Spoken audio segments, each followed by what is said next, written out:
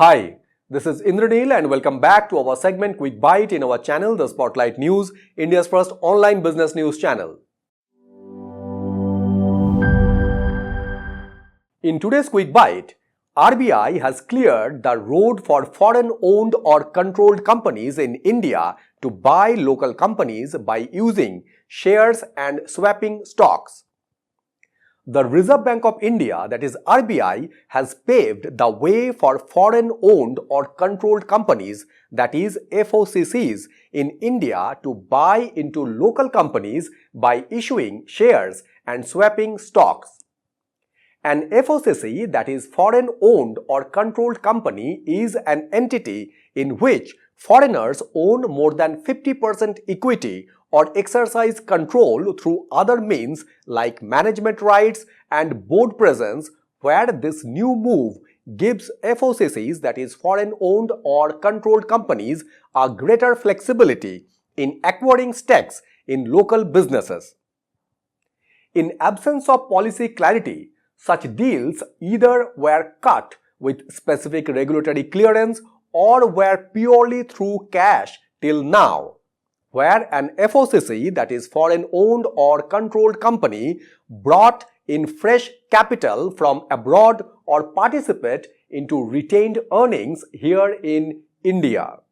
However, the central bank has cleared the policy in a master direction released this month, where the regulator has also altered foreign exchange regulations to permit local companies to change the tenor on compulsorily convertible debentures and preference shares issued to overseas investors. This could enable the domestic investee company and its foreign partner to delay share conversion if at the end of the originally agreed tenor, the fair value of shares is well below the conversion price. While such postponement of tenor is allowed under Companies Act, the RBI directive has endorsed it under the Foreign Exchange Management Act, that is FEMA. The RBI's decision to allow applicability of nearly all FDI, that is foreign direct investment provisions, to downstream investments is a significant liberalization measure. Share swap, transactions and deferred payment terms are now clarified to have been permitted under downstream investments. This change enables both listed and unlisted startups with over 50% foreign shareholding to quickly close peer acquisition involving stock and cash deals without requiring RBI approval.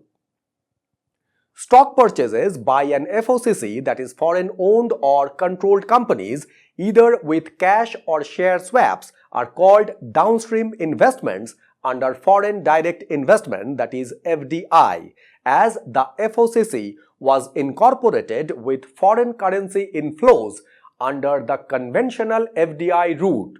In a traditional cross-border FDI deal, 75% of the money must be paid upfront, while the balance 25% can be paid over the next 18 months.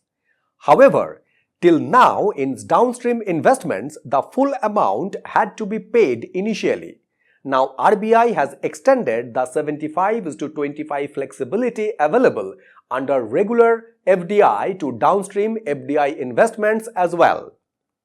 A stock deal could involve issuing fresh shares by an FOCC or exchanging its existing shareholding in a local company to pick stake in another domestic entity. However, while giving more latitude to foreign companies in cutting deals with local businesses, RBI has simultaneously and firmly clarified that Indian companies owned by investors from land bordering countries, a term that understandably points at investors from China and Hong Kong, cannot freely acquire companies in India even from their retained earnings in India. Thus, Chinese subsidiaries in India cannot use their profits from India operations to buy into an Indian company. Such downstream local investments would also be considered as FDI and require government clearance under Press Note 3, which has been in existence since 2020.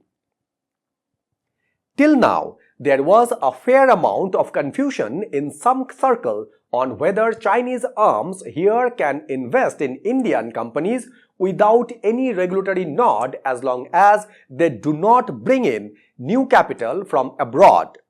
Now the answer is a decisive no. But what has drawn the attention of corporates and deal makers is the move to enable FOCCs to carry out stock deals. This clarification would once again enable structures involving deferred payment up to the limit permitted for direct FDI transactions. This was the initial reading, but there was a shift in the approach in the last 2 years. The other key aspect to consider is that all other sector conditionalities would continue to apply. So if the FOCC is beneficially owned or controlled by an entity situated in a broadening nation, government approval would be applicable.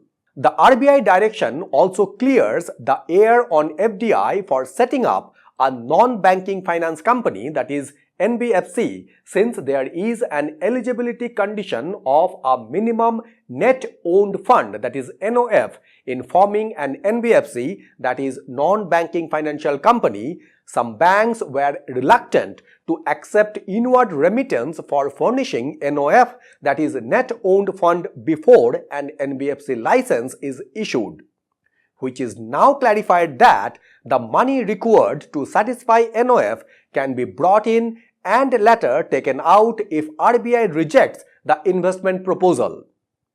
With these new guidelines and by clearing the regulatory obstacles, we can expect some better traction in Indian startup world as well as some better investment proposals in our country in coming times. So this was the quick bite from our channel, the Spotlight News, India's first online business news channel. So thank you very much for watching Quick Bite and signing it off.